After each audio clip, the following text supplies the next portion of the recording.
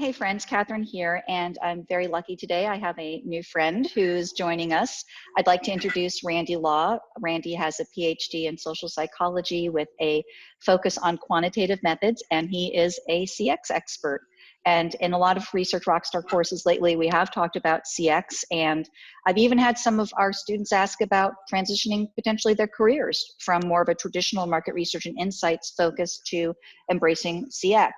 And so I invited Randy to be here today to talk to us about CX. So welcome, Randy. Thank you so much for having me. Now, I do want to keep us focused on a couple of core questions, and I want to be respectful of your time. So I'll jump right in. The first question I want to ask you is that it seems to me when I'm looking at CX work that a lot of it seems to be focused on the area of customer journey and customer journey mapping. But I wonder if that's really representative of CX work, or if that's just my impression.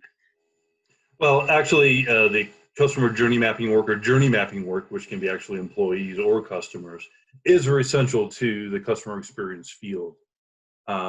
Briefly, journey mapping is basically taking the framework that a customer or an employee, but typically customer, is actually having a journey or takes a journey as they have multiple experiences with your organization.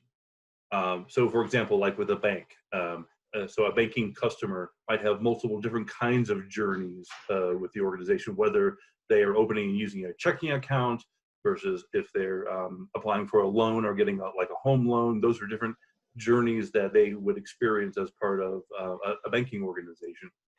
And within any one of those journeys, there may be multiple stages that they experience. So for example, having a checking account, it would be that initially looking for, well, which organization am I going to have a checking account with? What is the experience like with that initial introduction to the company? There's the application process, there's the opening of the account, there's the actually withdrawing or depositing money, possibly closing an account, whereas a loan journey might have a different set of stages. Now, within any one of these stages, then there's probably multiple touch points or ways, usually physical ways in which a customer interacts with your company, whether it be the drive-up teller, the ATM, the actual physical bank location itself, being on the website. So kind of taking all those into account and those multiple journeys and stages and touch points, that's the framework that customer experience often, it's the lens through which customer experience professionals view customer interactions and wanting to understand how effective is the organization in general with how good is that experience in helping the customer get the job to be done that they're trying to get done, but also what parts are not working very well or working better, so that there's an understanding of what needs to be worked on, what organizational initiatives to spin up to improve the customer experience at very specific parts of those different. Excellent. So then let me ask you a question, because now you've got me curious, and I really appreciate you clarifying, by the way, that it also could be employee journey, because I confess I was thinking more customer journey, but I appreciate that distinction, especially these days. I know a lot of companies are doing a lot of employee research right now. So I am curious, when you're working with your clients on CX projects, especially clients who might be newer to this, are they ever surprised at what some of the touch points are in the customer journey? Sometimes. The surprise usually happens around the part of the customer journey that they'd never thought about. Because the customer journey often begins well before you're actually interacting with the organization as a customer. So like I mentioned with the bank journey, just somebody saying, hey, I'm new to a town and I need to open a checking account, then it's that informal search process of looking for a bank institution is the surprising part that has a big impact on maybe which one they select or what they think about it, like referrals from friends or family members. And so the journey actually begins well before there may be any formal interaction with the organization. So that's often clients are very surprised with, oh, I didn't know that that would have that big of an impact on the overall journey at the very, very beginning. Awesome. Great. Thank you. And then my next question for you is kind of from the context of market researchers. So obviously many of our students are market research and insights professionals. And because there is a lot of attention on CX these days, and we even see big companies, big brands that even have CX people in the C-suite. So there now might be a chief experience officer or something like that. It does seem to be getting a lot of glory, a lot of attention these days. So if a market research professional is thinking about transitioning into a CX role, or maybe starting to prepare their resume to apply for CX opportunities and openings, are their existing skills pretty transferable? Are there things that they would likely need to upskill in order to be considered a viable candidate for CX job openings?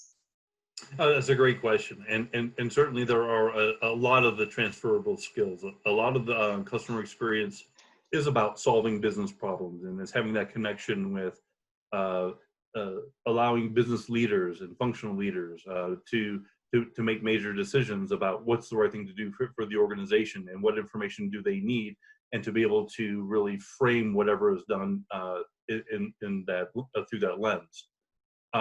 Also, a lot of the customer experience front end of understanding what the customer experience is and how effectively it is being updated and improved is around survey research methods. So those core skills from market research professionals transfer very, very nicely with everything from survey design work, asking good questions, quantitative skills.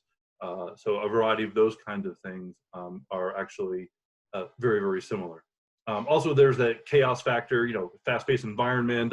Things are always changing and trying to, and adapting. So interpersonal skills, communication skills, and all those kinds of things are fundamental to both market research and customer experience professionals. Excellent. Oh, please continue. Well, a couple of differences or some, new skills to develop, as mentioned before, about this journey framework of understanding customer and employee journeys would be a major area of content to try to understand that framework, the fundamentals, not having to be a journey mapping expert, but understanding that a lot of the research questions being posed in the business situations to be addressed are going to be through the lens of journey mapping, and understanding that would be a major leg up for any market research professional looking to transition. Excellent. Now, I will tell you, in my experience, is that a lot of market researchers have sort of sub areas of specialty. So there are some market research and insights professionals who are really experts in survey research, and they bring a lot of rigor there. And there are others who might be more focused on qualitative research, and that might often be more around focus groups, or these days online focus groups, in-depth interviews, and sometimes even ethnographic research, although obviously there are far fewer market researchers with deep expertise in ethnography, just because the cost and the time involved with ethnography means that in commercial market research, it doesn't get used as much as we might like. But we do have sort of this mix of experts in the market research profession. We've got the quant folks, we've got the qual folks, we've got the deep qual folks. Of course, some people know, a mix.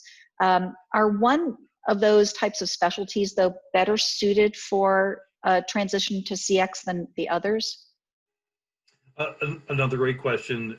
It really is a mix. And so being a deep specialist in any one of those is still considered to be very valuable, because it takes a team of CX professionals and market research professionals really to bring a research program to fruition and to make it very valuable. And same with customer experience. For example, when doing the customer journey mapping work, ethnographic work, digital ethnographies, through kind of online resources, having a few representative type customers, deeply document the nature of what it is that they're doing as part of their lives in general, and how working with a bank or whatever kind of an organization it is, fits into that, and the frustrations and all the positive things. So that kind of really deep qualitative work up front is desired, but just like with market research, it doesn't always happen, but it is a highly desired in-depth method of really deeply understanding what is a customer journey like, to build out, the entire framework of things. but indeed, depth interviews, focus groups, workshops, those kinds of things are very common and very valuable, especially on the front end type of work, to really understand what the customer journeys look like. And then really kind of layering in, like with market research, the quantitative pieces. Once things are more structured, then it's like, well, we understand this enough now to ask some really good questions and really drill into pieces, and to kind of get more precise and accurate with some aspects of the journey, and leading into really understanding what needs to be improved, what would it take, and what sort of business benefits you're going to get from doing it. I love that. So for many of us researchers, of course, we're very used to that model. Phase 1 of qualitative research for discovery, and a phase 2 of quantitative research for actual measurement and hypothesis testing. Yes, very similar for the customer experience. Excellent. And I was so glad to hear you talk about digital ethnography. Research Rockstar students know I'm a big fan of those types of platforms. And we even have a class where we teach about one of the methods that we teach in our class on mobile and online qualitative research is what some people call digital ethnography or self-ethnography or mobile ethnography.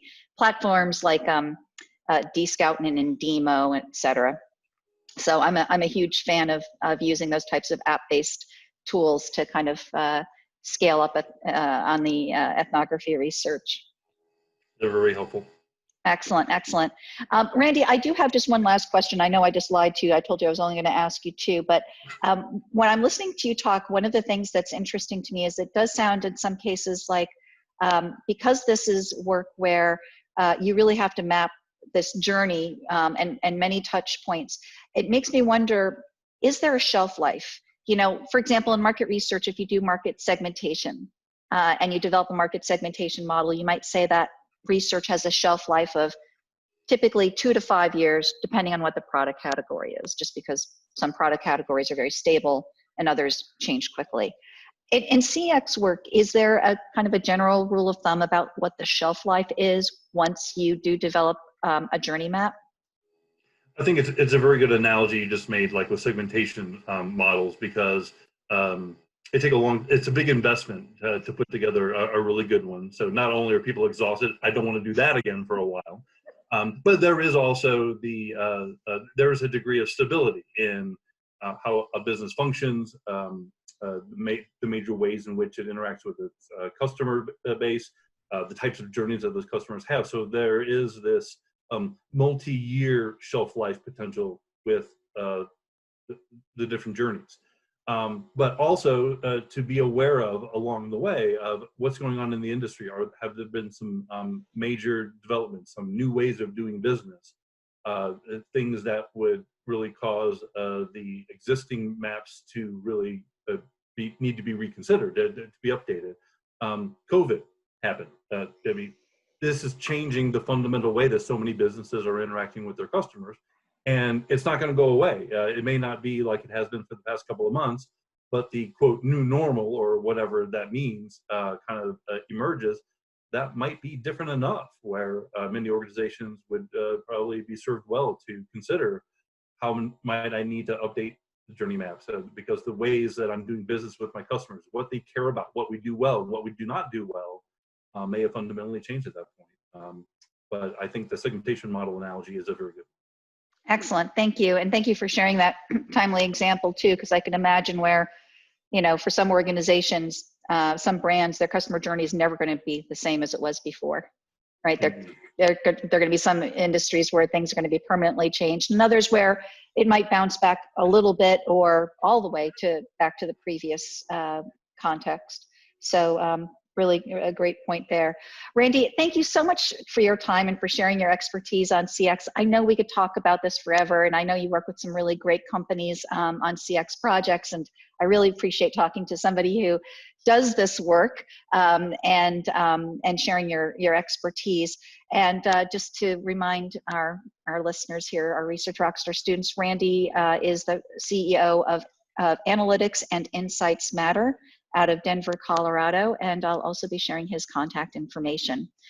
Thank you so much, Randy. I really do appreciate your time. It's been my pleasure. Thank you.